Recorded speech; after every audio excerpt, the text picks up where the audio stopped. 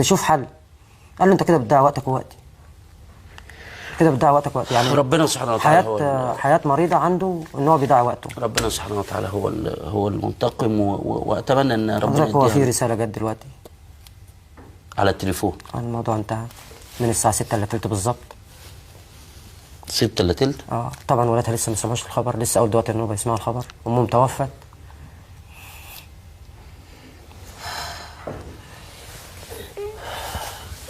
هم دلوقتي بيجهزوا لها الحاجة.